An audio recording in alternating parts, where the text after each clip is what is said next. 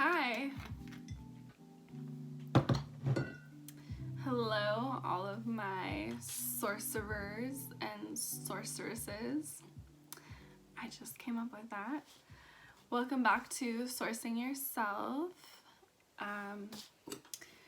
Today, I wanted to talk about a tool that I have found infinitely helpful in navigating relationships as a highly sensitive person and as a person who has had relational trauma, which I don't think there's really anyone on this planet at this point who doesn't have that, or very few. So, without further ado, I wanted to introduce to you a concept called relational circle boundaries. And forgive me for this, I drew this. I really wanted to create like a PowerPoint presentation and screen record and get all fancy, but I don't have that equipment at the moment. So rather than waiting, I thought I would just do it old school and just draw it out. So, relational circle boundaries are all about knowing how to have safety in relationship and knowing where you stand with a person and knowing what to self-disclose and not disclose. So, we have 5 layers. We have the inner, which is basically you and your higher power. Outside here, we have the good circle. The good is your closest friends, the people that you would call in a crisis, people who really know you and love you and have your back and have empathy and you know that you can really trust. Outside of that, we have semi. This is really important because semi and good, the line gets really blurred between the two. But semi is basically anybody that you have shared interest with. It could also be a family member that you don't necessarily feel like you can trust, but that you kind of have to interact with because they're your family. Unless, of course, you decide to put them in no contact, but that's another story. So semi, this could be people that you work with, professional connections. That's usually what it is.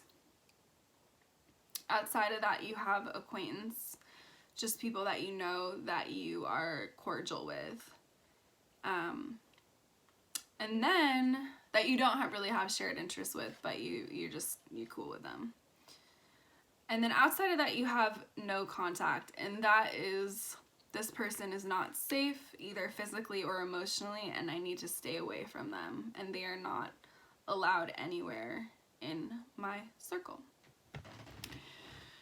So why this is really of importance, I found for myself, is I've often gotten the line blurred between the semi and the good. Like, for example, you can have shared interests with somebody. You can be heavily into music, as an example, and have so much synergy and chemistry, friendship, or romantic wise, right?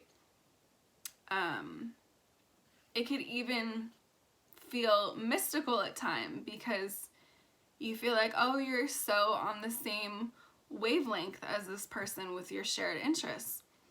But that doesn't necessarily mean that that person has empathy and is trustworthy and deserves your sacred vulnerability. And for people who have relational trauma, we have to be very careful about who we choose to open up and be vulnerable with. And it takes some time to vet. Vetting is a process in friendship, but most importantly in romantic connection, because particularly if you come across a narcissist, just as an example, that's a whole other video topic, but in the beginning, you'll probably think they're here, possibly even here, but no. But when you feel like it's a cosmic connection and sparks are flying and they're telling you you're so amazing and laying it on super thick, you don't really have time to vet if that person is actually trustworthy or not. They could just be gassing your head up. And then you'll get into a situation where you open up and you start being vulnerable with them, and then suddenly they start to use that shit against you or subtly belittle you. Then you realize they're a narcissist and their ass is not even here. It needs to get taken all the way out the fuck here. But that's just one example. So basically, this is just giving you a map to protect yourself in relationship. And what I love about this is that it's not saying that you can't be relational with people who are not in your good circle. Like, you can still be relational with people in your semi. You just know where and when to draw the line in terms of what you self-disclose or share. And the level of vulnerability is not going to get that deep. You can talk to them about current events. You can talk to them about the weather. You can talk to them about maybe what's going on with people in your family. I mean, depending, that could be a vulnerable share that you only want to share with your good. You can talk about favorite artists that you like and concerts and movies. Anything that